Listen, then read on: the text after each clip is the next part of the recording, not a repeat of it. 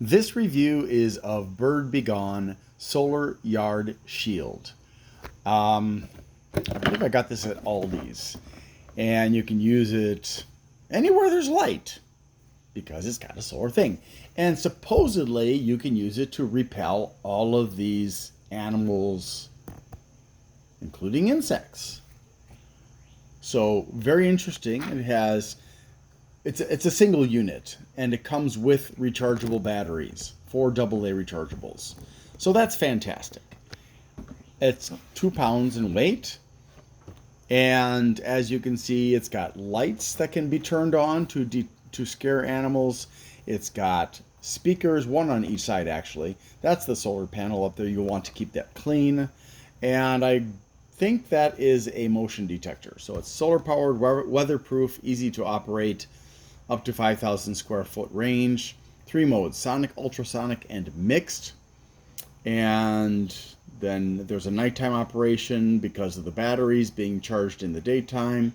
Infrared motion sensor activated, ultrasonic, and yeah, okay. And just that again in Spanish. So let's take a look at it. So first of all, it comes with a little folded up instruction booklet, or pamphlet, I guess you could say, in English and in Spanish. And it does tell you that the batteries are NiCad 800 milliamp hours, which means that these batteries don't hold a lot of power, so it's not going to stay charged for very long. So if it's a very dark day, then the chances are high that the batteries won't be fully charged by the end of the day, and therefore it'll run out of juice during the night. Now, that's okay because you can take it, open it up and remove those 4 batteries and buy other batteries that have a better milliamp hour. But yeah, it's a problem. It also comes with this 2-piece post that you can use to mount it in the dirt. Because obviously this is not going to go through cement or concrete, I should say. But you can mount it on this pole like this to elevate it off the ground and keep it stable and prevent it from falling over because of a very strong wind. Although obviously it's not going to survive a tornado. We'll have to, but you can't kill your neighbor with this. It's not sharp enough. Or, yeah. Not that I'm suggesting that by any means. I'm not. But just wanted to point that out. It's not a weapon of murder. And it does come with, and we don't know there's no way to know the brands, but interestingly enough, although the box states, not the box, the pamphlet states that the batteries are NiCad, when you look at the battery, it says, I don't know if you're going to be able to see this, but it says NIMH. Now, I'm not familiar with what MH means. So I looked it up. It's nickel metal hydride. I don't know why they called it nickel cadmium, or what was it, nickel CD, NiCd, which I think is nickel cadmium, but maybe I'm wrong. Yeah, I don't know. Maybe they decided to switch from one to the other. So it's unbranded, very, very light. But again, this is not something that's going to hold a large charge. So theoretically, again, it could run out of juice. Now, the unit looks nice. It even looks like kind of like a tiny home. It's got a gabled roof. I think that's gabling. It's got a roof there, right? And there is the solar panel. We've got one speaker here, another speaker here. Now you may notice, if you're paying attention, that this speaker and this speaker are not the same. And that is because one side will emit the sonic, or within our range noises, and the other side is for emitting the supersonic, or sometimes not really supersonic. I can hear most of the range, but it's very high. So that's why there are two. And inside, and I will show you this in a minute, there is a volume control. So you can actually turn off the one speaker that is making the noise. It's dog barking. I'm just going to tell you right now, it's really obnoxious. I don't want to have this thing going off in the middle of the night sounding like a dog barking. It's irritating. And this is quite sensitive. Now, I don't know how far away it will detect noise, but it is pretty darned sensitive and annoyingly sensitive. Hopefully I'll be able to demonstrate that to you. Now, at some point or other, the lights come on, and this is the motion detector here. So as you can see,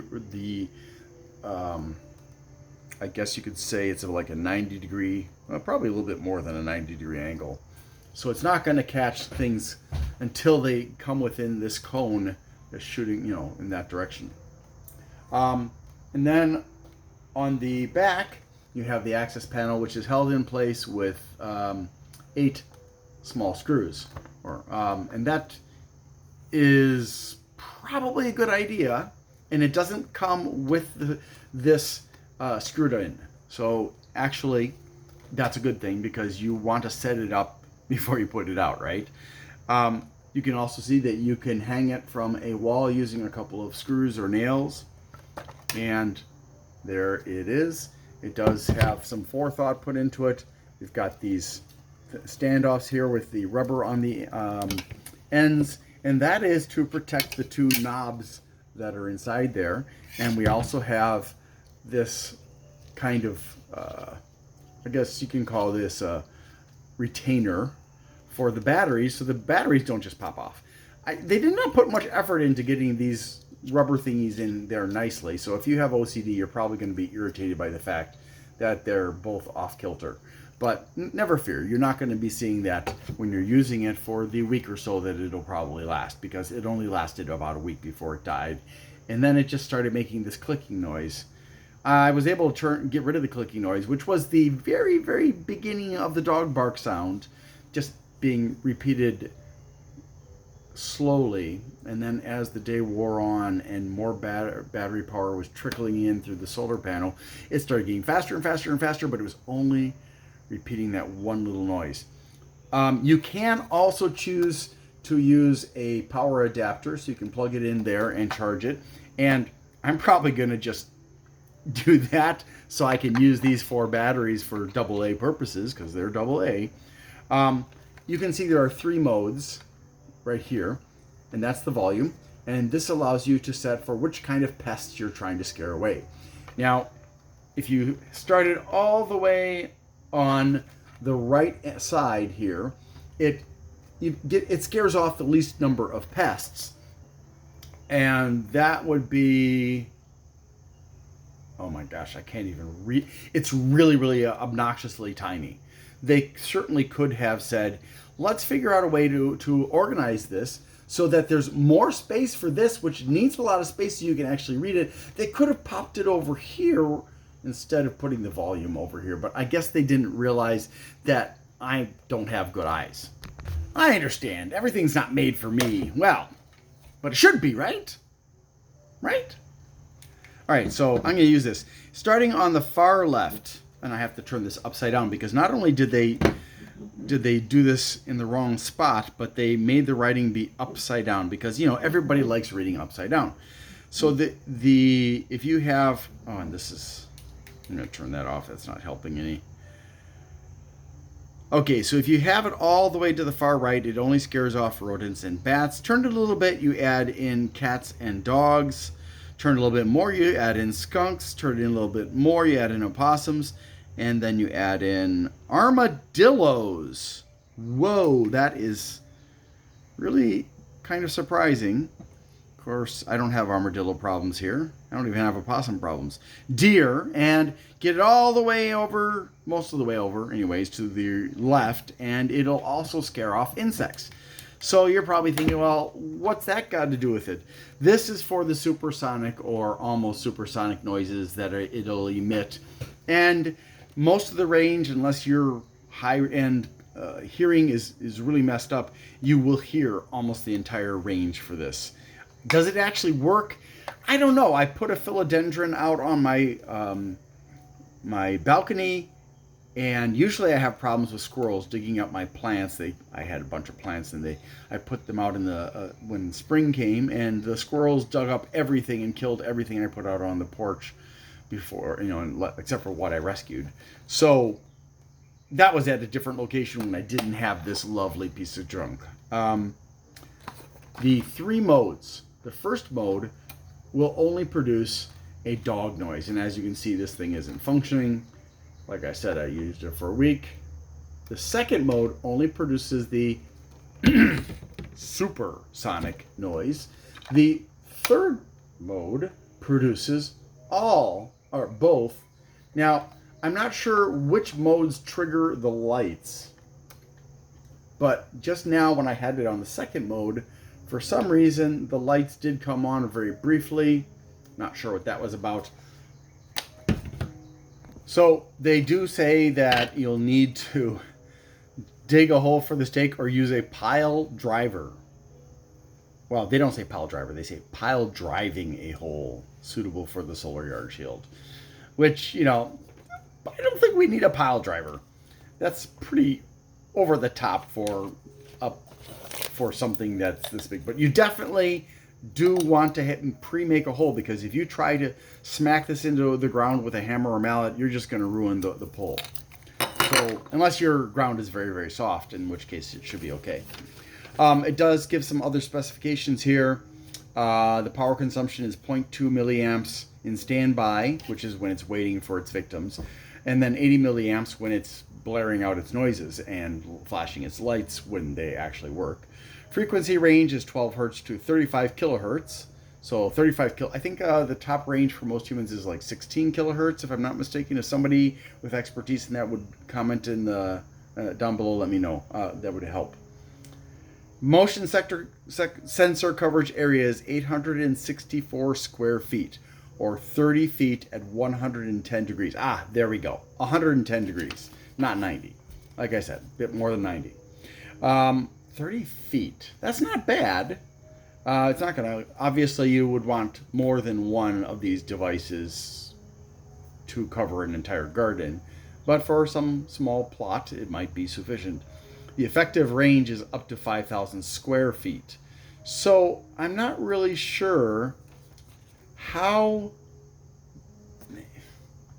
I guess what we're saying here is the motion sensor will only detect things within 864 square feet. And it doesn't say how small those things can be in order for it to detect them. But once it's activated, it will scare off things up to 5,000 square feet away. Yeah. Sure, if you say so. You should not let your children play around it, because they're probably going to break it, right? And don't let them play with it, obviously. Point it away from buildings, or you can use it indoors, but you're going to be irritated by the noises it makes potentially. Is there anything else? Oh, don't cover or block the motion detector. You will want to, again, clean it, especially the solar panel, so that it continues to do its thing. And if you're not going to use it for a long period of time, take the batteries out. Of course, it is warranted for 6 months from your date of purchase. Yeah, and then they'll repair or replace it. I just want my money back, honestly, but I'm going to use this for the batteries, for charging batteries. Because I got it at Ollie's, I think it was fairly cheap. I don't remember how much I paid for it. I don't think, yeah. I don't have the price anymore for it. So I'm going to get my 12 volt adapter and see if we can get this thing working so I can demonstrate. Are you ready for the fun? Because the power supply is definitely working. All right, here we go. We're going to put it on mode number 1. This is the side for the dog noise. That's the clicking I was talking about. Oh, the lights finally went on. So apparently the dog is a robotic dog, and that's why it changes to this clicking noise. Yeah. So let's try number 2, which should not have the dog noise. Should not. Okay, that didn't work. Now I will admit, when I first tried using this, I had the problem of the dog noise coming on in every single mode. Eventually realized it wasn't supposed to do that, and the dog went to sleep. Now this is mode number 2. As you can see, it's having some trouble realizing that it's supposed to be quiet, and it's also, well, it was flashing the lights. I guess it decided that that wasn't something it wanted to continue doing. There we go. Motion detection accomplished. I'm going to go back to mode 1. And, oh yeah, there we go. Finally, it did it. Now let's go to mode number 3. It's not... Oh, there. Did you hear that? That is really annoying. Now, since the dog function doesn't really work, I'm going to turn off the volume because that volume does not affect this. And you can hear that. And what I'm going to do is I'm going to let you hear the different noise levels or range, the frequency, whatever. All right, I'm going to have to put this down so I can irritate it with one and irritate you with one in my hand. My hand is periodically managing to actually trigger it. And as you can hear, it's getting louder.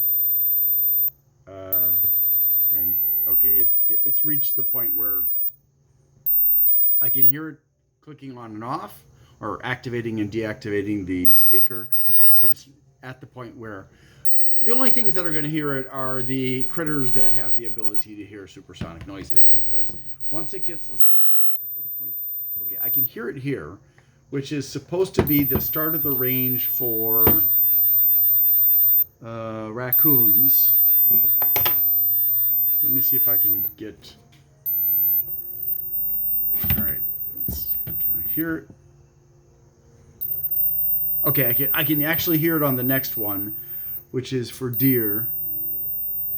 Surprisingly, I mean, that's really, really high up there, and it's hard to hear it. It's actually pretty quiet.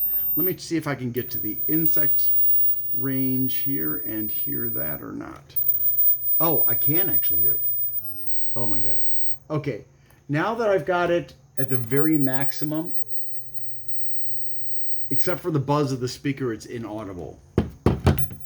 So, if you're going to use it indoors, you're going to need to buy an adapter. And obviously you'll want to turn off the volume because you don't want to hear the freaking dog. And you'll want to put it on maximum so you're not going to be bothered by the supersonic or pseudo-supersonic frequency of everything below insect. Does this actually work against insects? I don't know. I have a new apartment and we have noticed cockroaches and also ants. So I will experiment with this and see if it gets the ants to stop messing with my food. I haven't seen cockroaches for a while. They were, they're only like that big. We squished them. But yeah,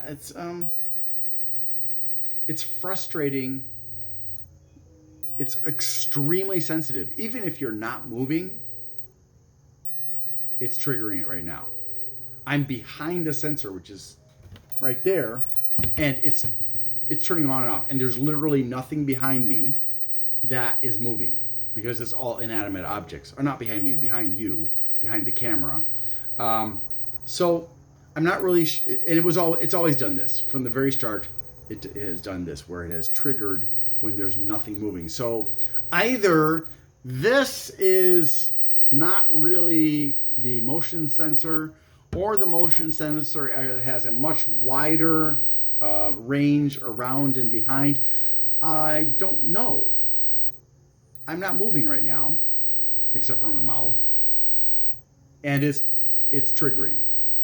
So this suggests that the motion sensor is either faulty, or it also kind of like decides to turn on and off as it pleases, just to randomly scare things away. So let me unplug this now,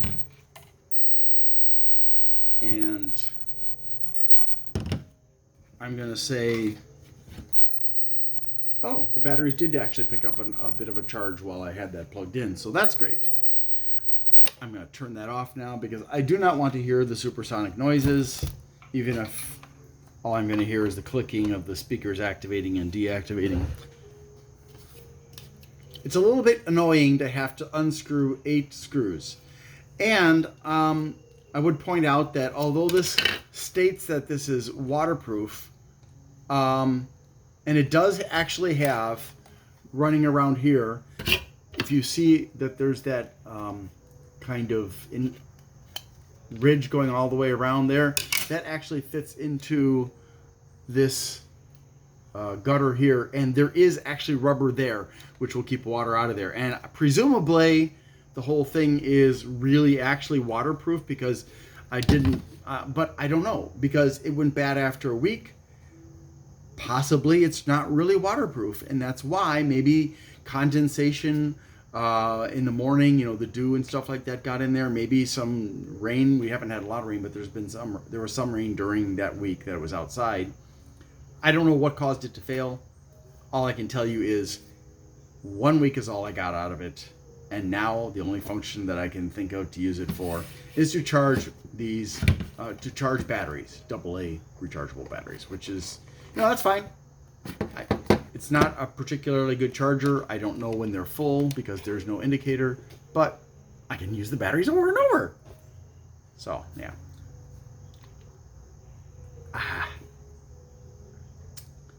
Given that it was not working well from the very start and it lasted only a week, can't recommend this to anybody unless you're like going to be able to get it for $1 or $2 and you want to use it for a battery charger, or you want to try scaring off bugs and other things with the supersonic noise. Yeah, I'll give it a 1. Thanks for watching, and I hope you have a great day.